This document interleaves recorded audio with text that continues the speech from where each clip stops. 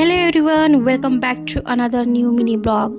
तर कोणाकोणाकडनं अशा चुका होतात तर मला नक्कीच कमेंट करून सांगा. तर कुठल्या चुका होत्या तर मी ब्लॉगमध्ये पुढे सांगणारच आहे. तर ब्लॉगमध्ये कंटिन्यू राहा. तर इथे सुंदर अशी मॉर्निंग होती आणि मी कडक असा चहा बनवत होते आल्याचा. आणि इथे मी जे प्लॅस्टिकची पिशवी आहे त्या प्लॅस्टिकच्या पिशवीमधनं दूध मी इथं पातेल्यामध्ये ओतत होते. तर ओतता दूध मला काय ते येत नव्हतं आणि सांडणारच होतं ते दूध, कारण का मला ते जमतही नव्हतं. पण फायनली ते ओके झालं, जमलं मला ते. आणि ते खूप मोठा अनर्थ होता तो टळला. कारण का दूध जर सांडलं असतं तर पूर्ण किचन वाटा वगैरे खराब झालेला असता, दूध पण वेस्ट गेलं असतं आणि परत अजून डबल काम वाढलेलं असतं.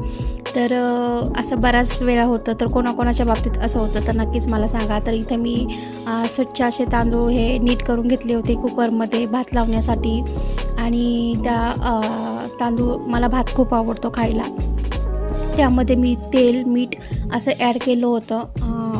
तर तेल ह्यासाठी मी ॲड केलं होतं कारण का भात हा मऊसूद होतो, खायला पण खूप छान लागतो, भारी टेस्ट लागते. त्यामुळे मी असं तेल वगैरे हे असं ॲड केलं होतं.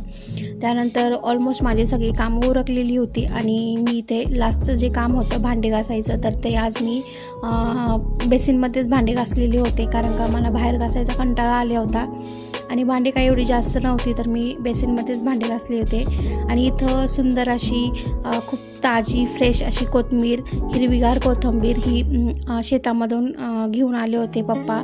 तर ह्या कोथिंबीरीचं काय करायचं तर काय नाही तर ते पुढच्या मिनी ब्लॉगमध्ये तुम्हाला नक्कीच दिसेल. तर भेटूया मग नेक्स्ट व्हिडिओमध्ये. Till then bye bye. Thank you for watching. Love you all. Bye.